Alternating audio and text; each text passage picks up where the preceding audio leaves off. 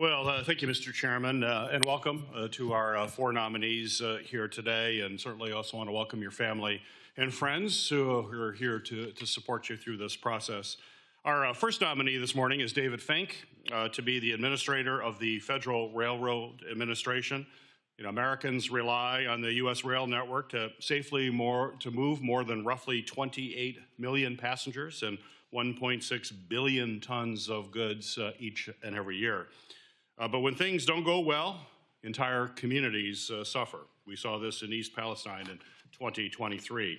And yesterday was also the 10-year anniversary of the deadly Amtrak 188 derailment in Philadelphia, an accident that is actually very personal to me. It was a day that we lost Rachel Jacobs, a family friend of mine with deep roots in the Detroit area.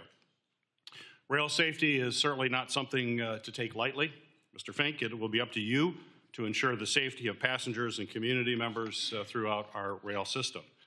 That is why I have concerns about your safety record running Pan Am Railways from 2006 to 2022, which under your leadership had the higher than average mainline track derailment rates and a series of documented safety issues. We need leadership at FRA that will put safety and accountability first, and I hope to hear how you plan to address that here today. We're also considering Robert Gleason to serve as director of Amtrak's board. In my home state of Michigan, we're working to improve and expand rail service to our three lines, the Wolverine, the Blue Water, and the Pierre Marquette, and looking to bring back Amtrak service to the historic Michigan Central Station in downtown Detroit, as well as cross-border service to Canada.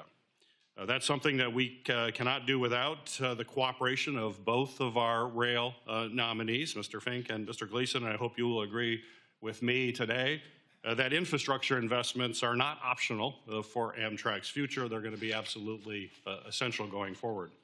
Our next nominee is Pierre Gentin, nominated to be the General Counsel of the Commerce Department. The Counsel General is responsible for providing legal guidance to the Secretary as well as across the department. Since February, Mr. Gentin has been serving as senior advisor in the Office of Secretary. Unfortunately, in only a few months, we've already seen the lasting damage that can happen when there isn't responsible leadership at the helm, from dismantling NOAA to cutting support for our manufacturers as well as our entrepreneurs here in the country. Mr. Gentin, I expect you to answer questions about these disruptive actions at the department. I will also note my concern here that you have not yet provided full information specified in the committee's questionnaire, which is expected of all of our nominees. Committee staff also advised me that you abruptly left your staff interview early. I hope that your testimony here today shows more regard for this committee, our constitutional duty to advise and consent. Our final nominee is David Fogel, nominated to be Assistant Secretary of Commerce and Director General of the United States and Foreign Commercial Service. If confirmed, you will direct the Global Markets Unit of the International Trade Administration and be responsible for assisting and advocating for U.S. businesses in international markets. To state it plainly, that will be a difficult task given the President's destabilizing tariff agenda.